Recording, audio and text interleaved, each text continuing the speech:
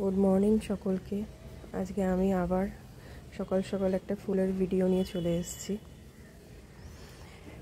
এখন যেহেতু দুর্গাপুজো চলে গেছে, সেই জন্য শিউলি ফুলের পরিমাণটা আস্তে আস্তে কমে যাচ্ছে।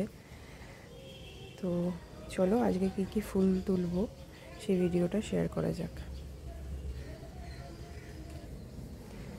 দেখো, এতগুলো শিউলি ফুল আমি পেয়েছি আজকে সকালে।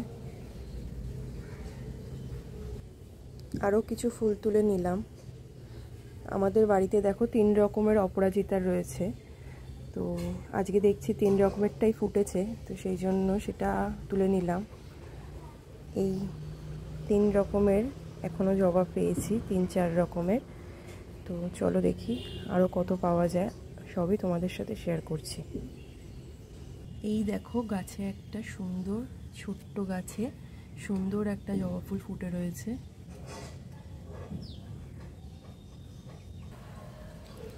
এইটা একটা ফুল গাছ, কিন্তু ফুল গাছটার সঠিক আমি নাম জানি না।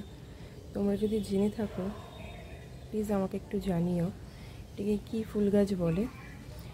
এই গাছটায় ফুলের পরিমাণটা এখন একটু কমে এসছে, কিন্তু আগে কিন্তু অনেকই ফুল ফুটতো। শীত বলে হয়তো এখন ফুলের পরিমাণটা কমে এসছে। এই যে এটাকে আমরা বলি লক্ষ্মী জবা। তোমরা যদি অন্য কোনো নাম বলে থাকো সেটা জানাতে পারো আমাকে। এই গাছটা থেকে এবার কিছু ফুল তুলে নেব। এই যে আমি এতগুলো লক্ষ্মী জবা পেয়েছি, এখনও আরও কিছু ফুল তোলা যাক। কালকের মতনই আজকেও সাদা জবাগুলো এখনও পাপড়ি খোলেনি, একটু পরে পাপড়িগুলো খুলে যাবে। এখনও আরও কিছু ফুল রয়েছে, সেগুলো তুলি। চলো। এই দেখো, এই বড় জবাটা, এটাকে এখন তুলবো। এই যে বড় জবাটা তোলা হলো। এটা আরও এক ধরনের জবা, এটাকে কি হয়তো লক্ষ্মী জবাও বলে। এটাও চলো তুলে নেব। হলুদ রঙের, এগুলোকে আমরা কাঞ্চন ফুল বলে থাকি। এই ফুলটাও তুলে নেব।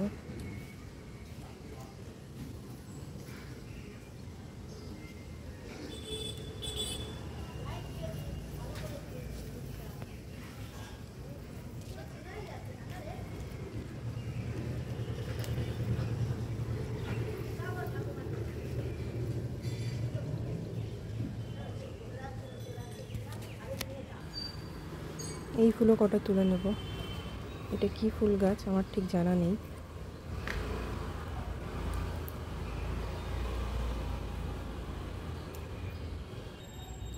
আজকে আবার থালা ভর্তির পথে, কিন্তু আজকেও যে ফুলগুলো ফুটেছে সব থেকে সুন্দর, চলো শেয়ার করব। এই যে